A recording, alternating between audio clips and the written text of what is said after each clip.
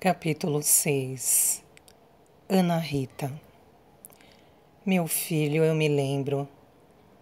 No silêncio da noite, a mera impressão de uma brisa era um alívio abençoado do calor interminável de Jaipur. Frequentemente, eu e as outras mulheres e crianças da Zenana subíamos no telhado do Palácio da Lua e arrumávamos nossas camas ali. A cidade de Jaipur fica em uma planície, rodeada por colinas desérticas e marrons. Quando criança, eu costumava pensar que morava no lugar mais lindo do planeta, porque a cidade tinha uma qualidade de contos de fadas. Os prédios eram coloridos com o mais belo cor-de-rosa imaginável. Casas com domos, treliças esculpidas e varandas com pilares elegantes adornavam as ruas largas. E claro, o Palácio da Lua ocupava a melhor localização. Era a própria cidade, rodeado de jardins viçosos. O interior era um labirinto com arcos recortados, levando a pátios, que por sua vez revelavam seus próprios segredos. Os residentes de Jaipur eram coloridos. Os homens usavam turbantes em amarelo, rosa ou vermelho rubi. Eu observava de uma das varandas mais altas, com vista para a cidade, as pessoas indo e vindo sem parar. Em meu palácio, no centro da cidade mágica, vivendo entre as pessoas mais importantes do lugar, era fácil me sentir como uma princesa, assim como muitas de minhas colegas de brincadeiras. Mas, claro, eu não era uma princesa. Até os 9 anos de idade vivi entre as pessoas nas ruas lá embaixo. Minha mãe, Tira, era de uma longa família de Baidi, o termo hindi para uma mulher sábia ou curandeira. Eu ainda era pequena quando comecei a me sentar a seu lado, quando as pessoas da cidade vinham procurar ajuda para seus problemas. Lá fora, em nosso pequeno jardim, ela cultivava ervas aromáticas que usava em suas poções Ayurveda, e eu com frequência observava enquanto ela moía gugulo, manjista ou gokro. Nota do tradutor: ervas a que se atribuem poderes medicinais. Para preparar um remédio. O cliente parecia se acalmar e ia embora se sentindo feliz, do fundo do coração, porque seu amor verdadeiro iria voltar, ou porque seu tumor iria desaparecer, ou porque conceberia um filho em um mês. Às vezes, quando uma cliente vinha até nossa casa, minha mãe dizia para a empregada dar uma volta por algumas horas. Comecei a notar que quando ela fazia isso, a cliente se sentava nas almofadas do nosso quarto dos fundos, com uma expressão fechada e aterrorizada. Claro, eu não sabia como minha mãe ajudava essas mulheres, mas sei agora. Ela ajudava essas mulheres a lidar com filhos indesejados. Meu filho, você pode pensar que esse ato é um pecado contra os deuses. Geralmente era, porque uma mulher já tinha meia dúzia de filhos ou mais. Não havia meios de evitar filhos naquela época na Índia, e as famílias eram tão pobres que simplesmente não podiam ter mais uma boca para alimentar. Por outro lado, ela também ajudava mães que desejavam trazer uma criança ao mundo. Enquanto eu crescia, ela começou a me levar para ajudar. Na primeira vez que vi um bebê nascer, admito, fechei os olhos. Mas como qualquer outra coisa, especialmente quando é natural, você se acostuma a ver estas coisas e começa a vê-las como o milagre que são. Às vezes, Minha mãe e eu montávamos o pônei que meu pai mantinha fora da cidade e visitávamos vilas fora de Jaipur. Foi então que comecei a entender que nem todo mundo vivia em uma cidade de conto, de fadas cor-de-rosa, com pais amorosos e comida na mesa toda noite. Vi coisas terríveis nessas visitas: pobreza, doença, fome e toda a agonia que um ser humano pode sofrer. Aprendi ainda jovem que a vida não era justa. Foi uma lição que carreguei até o resto de meus dias. Minha mãe, como todos os hindus, era muito supersticiosa. E meu pai costumava brincar que ela deu novo significado ao termo. Uma vez, quando eu tinha 6 anos, estávamos nos preparando para visitar parentes que moravam a mais de 300 quilômetros durante o Holi, um festival alegre em que todos jogavam areia colorida uns nos outros. No fim do dia, todos estavam cobertos dos pés à cabeça, em todas as cores do arco-íris. Naquele dia deixamos nossa casa e começamos a caminhar até a estação de trem para embarcar para a primeira parte de nossa viagem. De repente, uma coruja branca atravessou nossa frente e minha mãe parou, assustada. Não podemos ir. Ela disse para meu pai e para mim: devemos voltar. Meu pai, acostumado com as superstições de minha mãe e querendo visitar seus parentes durante o Holi, sorriu e negou com a cabeça. Não, minha Piari, foi apenas uma bela criatura passando por nós, não significa nada. Mas minha mãe já havia se virado e estava voltando em direção à nossa casa. Apesar dos protestos de meu pai, ela se recusou a mudar de ideia. Então, naquele fim de semana, nós nos sentamos, meu pai e eu emburrados, enquanto pensávamos em nossos primos, tios e tias se divertindo juntos, a quilômetros dali. Um dia depois, contudo, soubemos que houve enchentes na região e uma ponte desabou sob o peso do trem em que iríamos viajar. O trem e seus ocupantes caíram nas águas lamacentas e agitadas.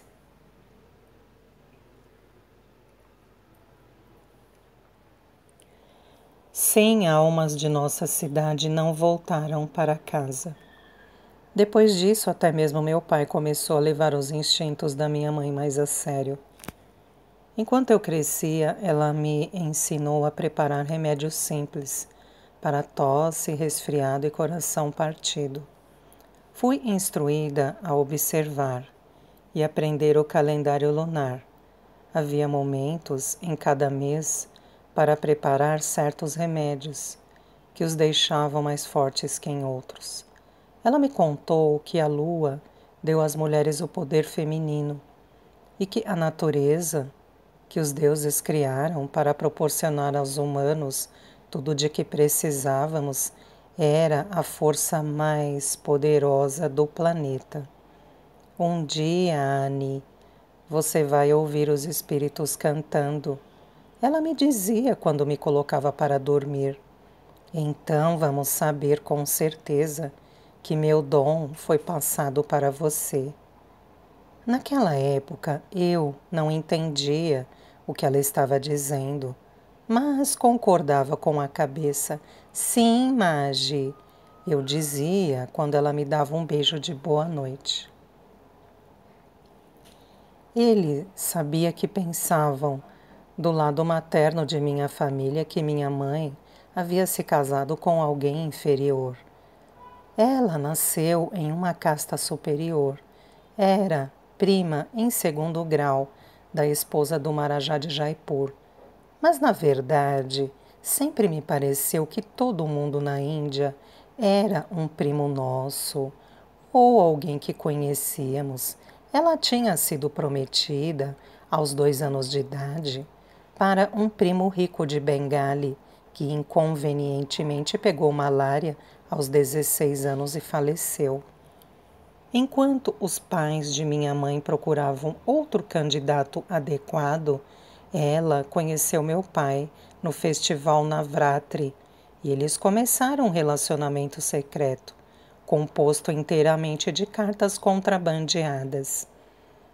Quando meus avós anunciaram que haviam encontrado um candidato nobre, porém mais velho, com 50 anos, que queria minha mãe como terceira esposa, ela ameaçou fugir de casa se eles não permitissem que ela se casassem com meu pai, jovem e atraente. Não sei que sacrifícios meus pais fizeram para se encontrar. As histórias já eram um folclore familiar quando nasci, mas meus avós, com relutância, concordaram com a união. Eu disse a seus avós que não podia dar rubis, pérolas ou um palácio para a filha deles, mas podia abrigá-la com amor para sempre, meu pai me contou. E minha Betty, do Indy, filha. Você também deve se lembrar de que amar e ser amada é mais valioso que todo o tesouro do reino de um marajá. Meu pai, Kamalesh, era o oposto de minha mãe. Filósofo, poeta e escritor, ele seguia a ideologia de Rabindranath Tagore, o famoso poeta e ativista Brahmani. Ganhava uma ninharia produzindo um folhetim mensal com seus pensamentos radicais, especialmente sobre a ocupação da Índia pela Grã-Bretanha. Aprendeu inglês sozinho e, ironicamente, devido à sua visão política, subsidiou seus escritos lecionando para indianos de castas elevadas que desejavam aprender o idioma para conversar com seus semelhantes britânicos. Ele também ensinou a mim, sua filha, não apenas inglês, mas uma gama de matérias que iam de história às ciências. Enquanto outras garotas indianas aprendiam a bordar e fazer as preces necessárias para entregar oferendas a Shiva, em troca de um marido bom e gentil, eu lia A Origem das Espécies de Charles Darwin e estudava matemática. Também já sabia montar sem sela, aos 8 anos, galopando pelas planícies desérticas nos arredores da cidade. Meu pai me estimulava a ir mais depressa e alcançá-lo. Eu adorava meu pai, como toda menininha, e me esforçava para agradá-lo. Entre meu pai, o radical que ensinava todas as coisas com lógica, e minha mãe, que uma vez viu um morcego em seu quarto e chamou um Odja, nota da tradutora do Indy Exorcista. Para limpar a casa de espíritos ruins, cresci com uma visão híbrida do mundo. Havia muito de ambos em mim, mas também havia algo unicamente meu. Uma vez, meu pai me colocou no colo para me consolar depois que vi um grupo de meninos bater em um cachorro que estava morrendo de fome na rua. Ele levantou meu queixo e enxugou minhas lágrimas. Minha doce Anne, você tem um coração bom que bate mais alto que 100 tablas. Nota da tradutora, instrumento indiano de percussão. Como seu pai, você abomina injustiças e adota a igualdade. Mas tenha cuidado, minha Anne, pois os humanos são complicados e suas almas geralmente têm muitas camadas. Onde você acredita que vai encontrar bondade, talvez encontre o mal também. E onde você enxerga apenas o mal, talvez haja algo de bom. Quando eu tinha 9 anos, meu pai morreu de repente, durante uma epidemia de febre tifoide, que assolou nossa cidade durante a época das monções. Nem mesmo um arsenal considerável das poções de minha mãe pôde salvá-lo. Era a hora dele, Piari. Eu sabia que era. minha mãe me disse. Lutei para entender sua aceitação plácida da morte de meu pai. Enquanto eu gritava desesperadamente, ela ficou sentada ao lado dele, imóvel e em paz, sem derramar uma lágrima. Anne, quando chega a sua hora e você é chamada, você tem que ir. Ela me consolou. Nada pode ser feito. Essa resposta não me agradou nem um pouco. Gritei e esperneei e me recusei a deixar meu pai, enquanto seu corpo era levado para a pira funerária. Lembro-me de ser arrastada com força quando os Swami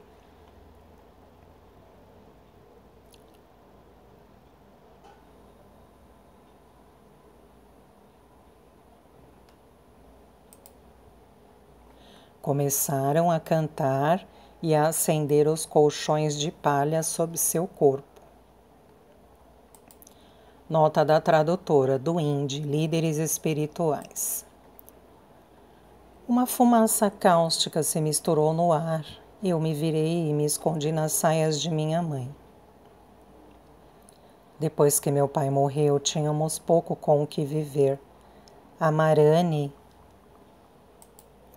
nota da tradutora, esposa do Marajá, ou feminino de Marajá. A Marani de Jaipur, na condição de prima de minha mãe, nos convidou para morar com ela.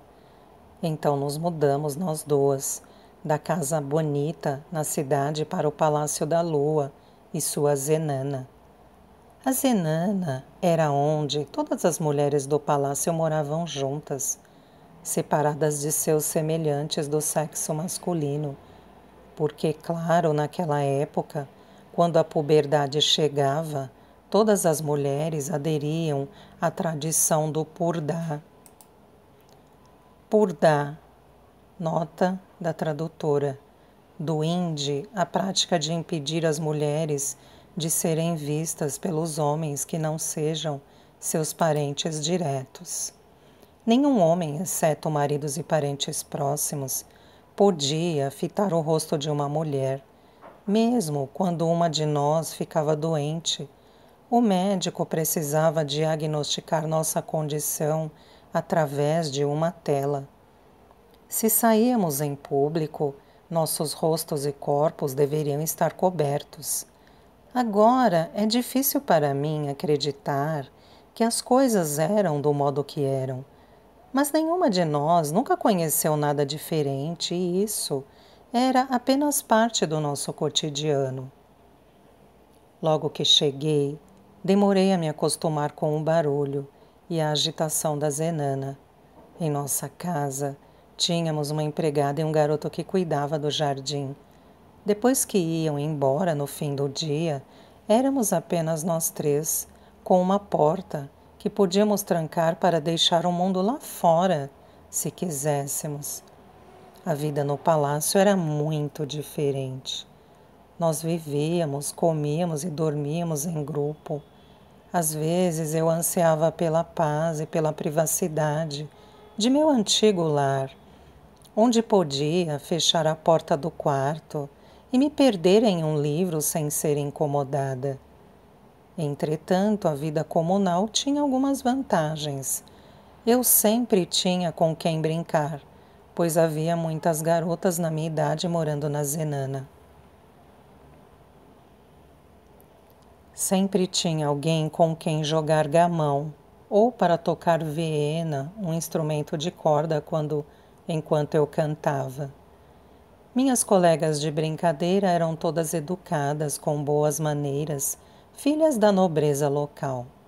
Mas uma coisa de que eu sentia muita falta eram minhas aulas.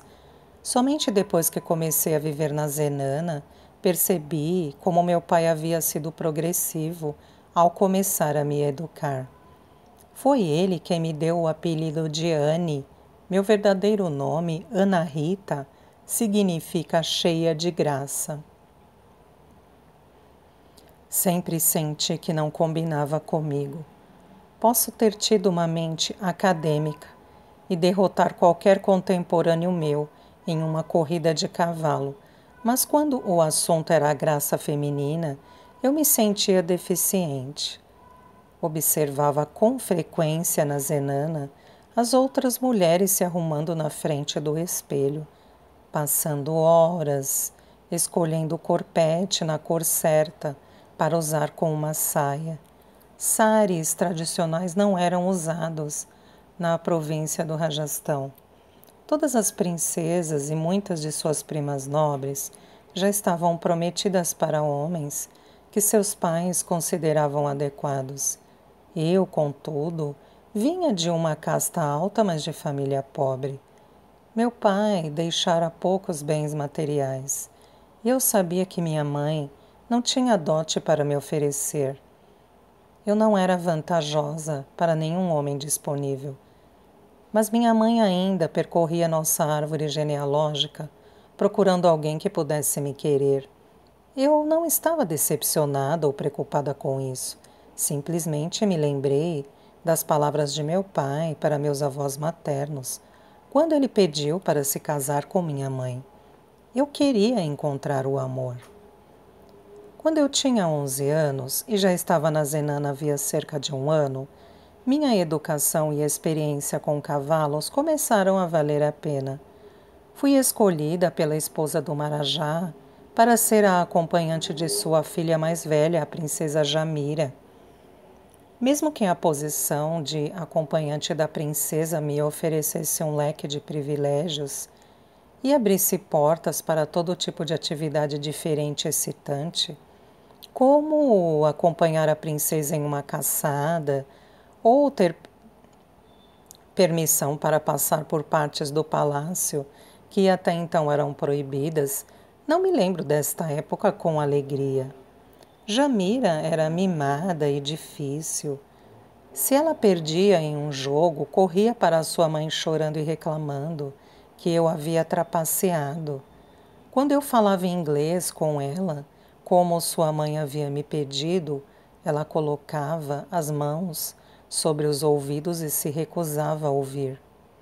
E se eu ousasse ser mais rápida que ela, em nossas cavalgadas matinais, ela gritava de raiva e me ignorava pelo resto do dia. Nós duas sabíamos qual era o problema.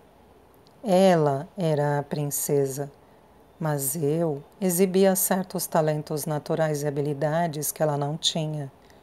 Pior ainda, apesar do fato de eu não ter nenhuma inclinação para ser vaidosa e me arrumar, todos falavam sobre minha forma esguia e boa estrutura óssea, e Jamira não foi abençoada nisso também.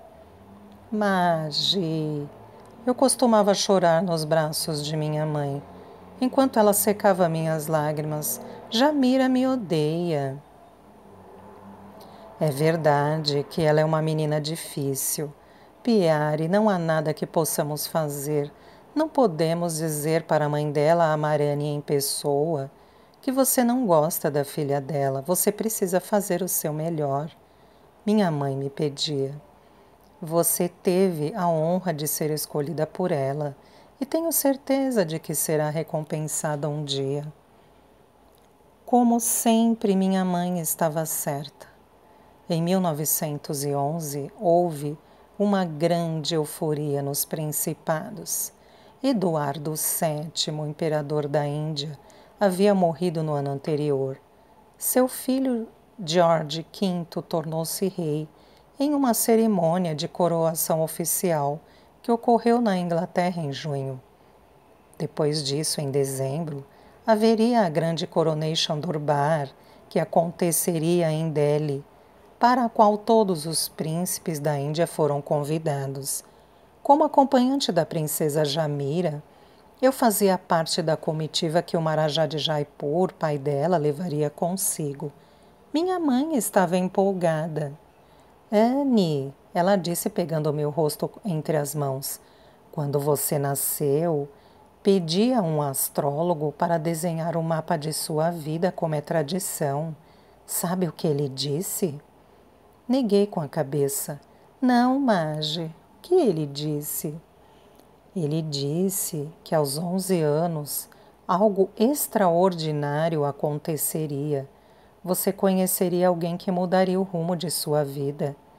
É realmente incrível, respondi com respeito. Apenas agora, enquanto escrevo esta carta, posso ver como o astrólogo estava certo.